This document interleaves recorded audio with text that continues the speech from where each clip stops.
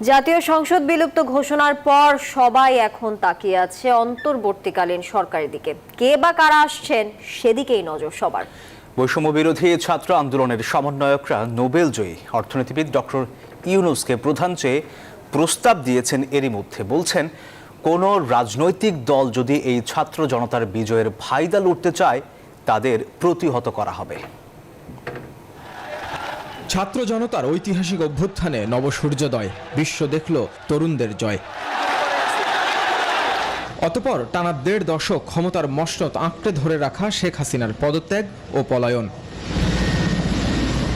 মঙ্গলবার দুপুরে সংবিধানের ৪৮-এর ৩ অনুচ্ছেদের আওতায় জাতীয় সংসদ বিলুপ্ত করেন রাষ্ট্রপতি। এরপর থেকে আলোচনায় কারা বসছেন অন্তর্বর্তীকালীন সরকারে। বৈষম্য বিরোধী ছাত্র আন্দোলনের প্রস্তাব দায়িত্ব নিক ডক্টর ইউনূস। এরই মধ্যে তার সাথে কথাও হয়েছে ছাত্র আন্দোলনের সমন্বয়কদের। নাগরিক ঐক্যের আহ্বায়ক মাহমুদুর রহমান মান্না বলছেন, বিজয় যাদের আন্দোলনে তাদের প্রস্তাবই গুরুত্ব দেওয়া উচিত। এই আন্দোলন গড়ে তুলেছে শিক্ষার্থীরা, তারাই বিজয় জায়গা নিয়ে গেছে। কাজে শিক্ষার্থীদের মতামতের প্রাধান্য দেওয়া হোক।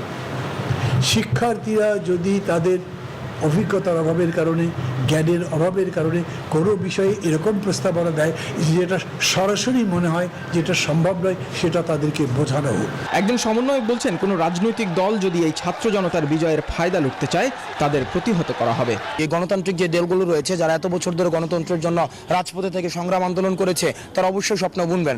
কিন্তু তারা যদি সেটিকে পুঁজি করে রাষ্ট্রকে আবার পিছিয়ে নেওয়ার জন্য কোনো ধরনের পায়তারা করে, তাহলে বাংলার যে ছাত্র নাগরিক যে সমাজ, তারা যেভাবে ফুঁসে উঠেছে, আমি মনে করি তাদের সামনে এই চিত্রটি ভেসে উঠবে এবং তারা এই ধরনের ফায়দা লোটার পূর্বে অন্তত 2 বার ভাববে। 100 গ্রাম রাঁধুনি হলুদ বা মরিচের গুঁড়ার সাথে 2টি এবং 200 গ্রামের সাথে 4টি রাঁধুনি স্বাদ মিশালি ফ্রি।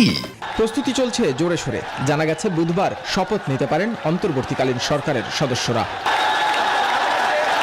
নাহিদ হোসেন, নিউজ 24, ঢাকা।